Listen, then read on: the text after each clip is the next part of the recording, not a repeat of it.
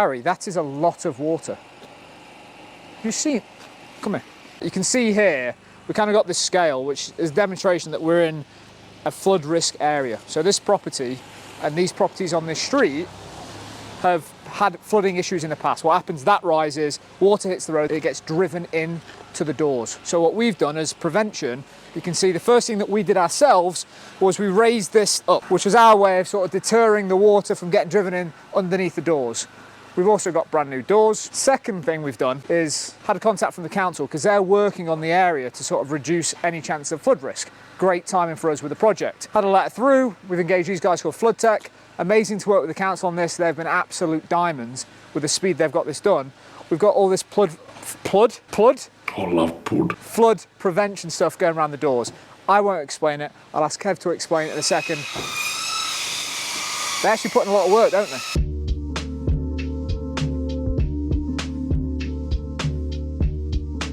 This is Simon, aka Mr. Lyland Scott from Flood Tech. I guess before you show us what you've been working on, can you just share what Flood Tech does? For me, it feels very niche. I'm standing up here as if I'm much taller. Makes me feel good, but I'm going to drop down a bit. Feels very niche, but I understand you guys travel the country and this is exactly what you do. All over the country, same product everywhere. Installation is always exactly the same. It's always been done the same way. And what does the product do? I know we'll have a quick look in a second because I actually need to know how these things work. What is the product for and when do you specifically get called out? We get called to places that flood, obviously. Groundwater, flooding, rivers bursting, whatever. And this installation is very, very good. It's obviously designed to stop water going into the house. All right. So do you want to talk me through exactly what the system is? You've obviously got rails. These are dead upright. They've got to be dead upright for the flood prevention to work properly. They're polymered to the wall, so they're actually stuck to the wall as well as screwed. And then siliconed around. This is more of a secondary defence because the rail is actually glued to the wall. These rubbers are compressed very hard. When we fit them, those rubbers are absolutely compressed, so no water can get in behind the rail or in the rail. This is an aluminium ground rail. This is dead level and flat. And what that does is helps the board seal, actually preventing all water. So we said the boards, and I'm assuming that's what these things are behind me. These are the boards, they're marked up. I always mark them front top, front one, so this is the bottom board. What is this board made of? This is a board? Pure aluminium. Cut to size, it's cut to size, How do these work? What do I need to do to make sure that I'm not creating any water ingress? Right, so always make sure that rail's clean for a start, even if you wash it off, whatever. Just make sure it's not gritty. So you've got a bottom rubber, you can see that. That's obviously the bottom rubber. The writing's on the left, like I said, and that's the top. So that rubber is actually shaped like a U, shaped like this. It's domed. So as long as these rubbers are touching, you definitely know the middle rubber's touching. So you've obviously got front. This just show the property owner where it goes, really. And you've got one of these systems on every single door, Okay, so they just slot in nice and simply. Because everything's level, everything's easy. See what I mean? Second board, so you can see there's a groove. You can see by the writing, front top, sticker on the front, makes life easy, slots in. Goes over the top of this rubber, so what happens in a minute, I'll press the rubbers and you'll see what happens.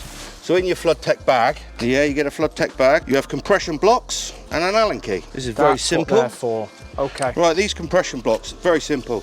They just slot in, and this creates the downward pressure you're looking for to seal all the rubbers. So now you've got it actually in place. There's a certain way to do it up, and I'll show you this way. So what I'd like to do, I always like to get my knees on the bottom.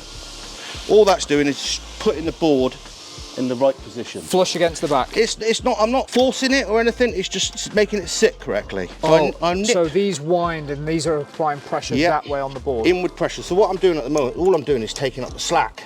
We know in a minute I've got to give downward pressure, so if I wind these right up, the boards won't move. Starting from the bottom, working your way up. Obviously. Gently nipping it up. Gently nipping it up. It's all hand tight. Okay, then what I do is I normally come up to the top, put a little bit of weight on, just take the slack out of everything. Just hand tightening those. Okay, just give it a little bit of weight, and then now I know that 2.5 full revolutions works, tried and tested. 2.5 full revolutions gets that watertight. So you got half, 1, 1.5, 2, 2.5. All right. Same again. Half, 1, 1.5, 2, 2. It's not really very tight, if you see what I mean. It's not hard work. Come back to the bottom. Obviously the boards are compressed. Now you're just going to sit the boards against the back seal. Not tight, just hand tight. And that's it. Simple as that. And obviously, a very, very strong product, not going anywhere. Very simple.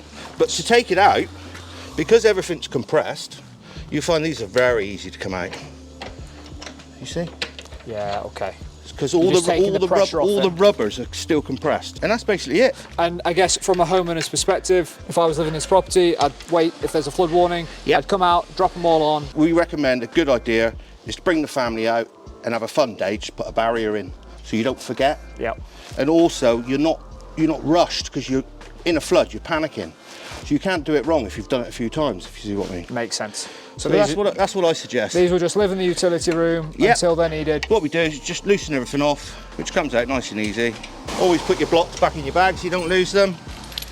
Everything's loose. Comes straight out. There we go.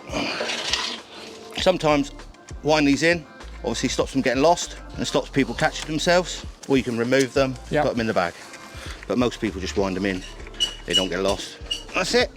And then put everything back in the bag and done. Thank you. Do you want me to show you an air brick? A what, sorry? An air brick. An air brick? Yeah. Got more to learn. There we go. So these air bricks, they're obviously self-closing. Yep. Okay, so the water will come up to them, floats the flap inside, and shuts the air brick. Oh, All smart. right? So the more water against it, The more pressure it the creates. more pressure it creates, the better the seal. The good thing about these, as soon as the water subsides, the air bricks fall back open to prevent the room. That's another thing. I didn't know those were going in. Yep, 5 of them. And if people want to, because we've obviously engaged you through the council, they introduced you to Yes. us. If people want to engage you directly, is that possible? Yes, yeah. Contact Flood Technologies. Flood Technologies, quick Yeah. Google search.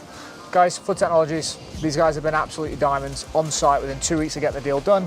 Simon, thank you very much, mate. No problem. Appreciate Nice to meet it. you both. See you later, dude. Thank you very much.